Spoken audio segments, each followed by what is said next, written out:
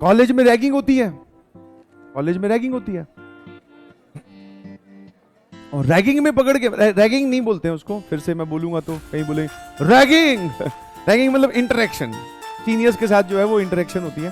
तो इंटरेक्शन जो है वो हो रही थी, तो उसमें इंटरेक्शन मतलब वही, हमें सीनियर्स अपने जो बिल्डिंग थी उससे बाहर निकलते हुए सामने से सीनियर मिल गए। तो अब हमने ये सुना था कि सीनियर्स जो है वो रैगिंग तो लेते ही लेते हैं साथ में, बट जब उनसे बॉन्डिंग अच्छी हो जाए तो वो आपकी फायदा भी बहुत करते हैं। मतलब आप जैसे, मतलब ये सुनी थी स्टोरी कॉलेज में जाने से, तुमने भी सुनी है बहुत सारी रैगिंग रिलेटेड स्टोरी, जब जाओगे तो अच्छे से समझ में आ जाएगा खुद। बट सर हमने ये भी सुना था कि जब बॉन्डिंग हो जाए ना तो फिर आपको कहीं पर भी बिल पे करने की जरूरत नहीं होती, बिल फिर सीनियर्स पे करते हैं जब भी ऐसा कुछ होता है, और वो मैक्सिमम टाइम करते भी हैं। कभी आप अगर सीनियर्स के साथ कुछ खाने पीने बैठे हो तो आपको बिल नहीं पे करना है, वही पे करेंगे, वो आपस में चाहे लड़के मर जाएं, बट आपको नहीं पे करना है ना। तो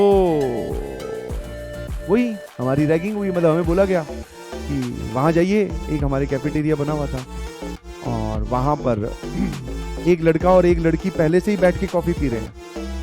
आपको क्या करना है, सीधा जाकर लड़की के बगल में बैठना है, हाँ हाँ, सीधा जाके लड़की के बगल में बैठना है और ऐसे हाथ लगाकर लड़की को देखते रहना है। उसका वो जो दोस्त है, बॉयफ्रेंड है या जो भी है, वो सामने बैठा है। मैंने कहा ठीक है,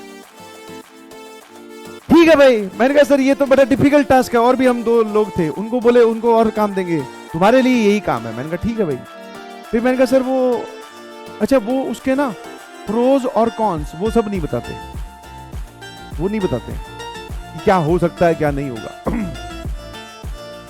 तो मैं बहुत ही हिम्मत करके पहले तो उस कैफेटेरिया में गया, फिर मुझे वो दिख गए कि वो 2 लोग बैठे हैं बिल्कुल, हाँ पूरी सेटिंग के साथ। पहले देखा जाता है कि ये बैठे हैं, हाँ अब आप जाइए और वहां बैठिए। गए भैया, मैं वो कैसे समझ पा रहे हो, बड़ी ऑकवर्ड सिचुएशन है, क्योंकि उनके लिए थोड़ी पता है इसकी रैगिंग चल रही है या इसको किसी ने टास्क दिया है।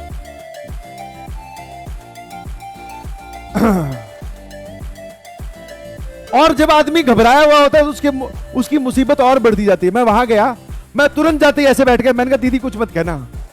अब ध्यान सुनना, अब मैं वहां गया, जाती मैंने ऐसे कान के नीचे हाथ लगाया, बिकॉज वो लोग देख रहे, मैं ऐसे देखने लगा, मैं कहा दीदी कुछ मत कहना। अब बाकी सब चीजें तो ठीक है, सेटल्ड। उन्होंने देखा, जिन्होंने हमें ये टास्क दिया था, उन्होंने देखा कि सारा काम इसने कर दिया, very good, proud of you, या जो भी होता है वो वहीं पे।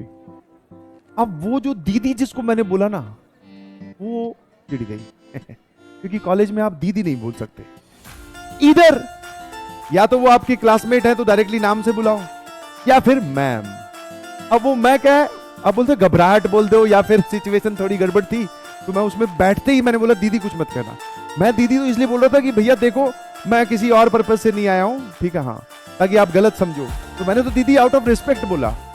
हाँ, अब क्या हुआ, उन्होंने बोला दीदी दीदी यहां बैठना है, बैठ, ऐसे बैठना है, बैठ। दीदी कौन है बे? मैं कहा यार ये समस्या है। हाँ, अब क्या हुआ, वो जो दूसरे सीनियर्स रैगिंग ले रहे थे वो हट गए, वो पिक्चर से बाहर, वो अपने हॉस्टल चले गए। अब ये जो थी मैडम बोल दो या दीदी थी, जो ये उन्हीं की ईयर की थी, इसीलिए उन्होंने ये टास्क मुझे उससे करवाया, बिकॉज वो उनकी दोस्त है तो कुछ कहेगी नहीं। बट अब उसने पकड़ लिया बोले ऐसे कैसे दीदी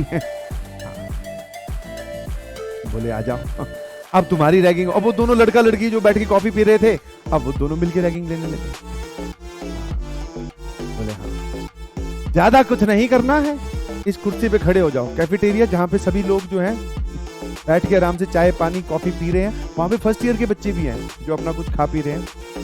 मुझे वो बोल रहे हैं कि कुर्सी पे खड़े हो जाओ। मैंने कहा क्या करना है फिर? बोले कुछ नहीं, बस खड़े रहो। अब मैं वहां पे गधों की तरह खड़ा हूँ, सारी दुनिया मुझे देख रही है, सबको समझ में हो गया कि क्या चल रहा है। कॉफी से मुझे ये इंसिडेंट याद आया, ठीक है आ जाइए। ऐसी सब मजाक मस्ती और ये जो हंसी खुशी वाली बातें हैं, ये कॉलेज में जाओगे तो होगी, ठीक है।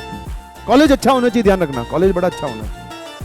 किसी लोकल कॉलेज में जाओगे, कौन दीदी कौन भैया, वहां कोई आता ही नहीं है, और आते हैं वो भी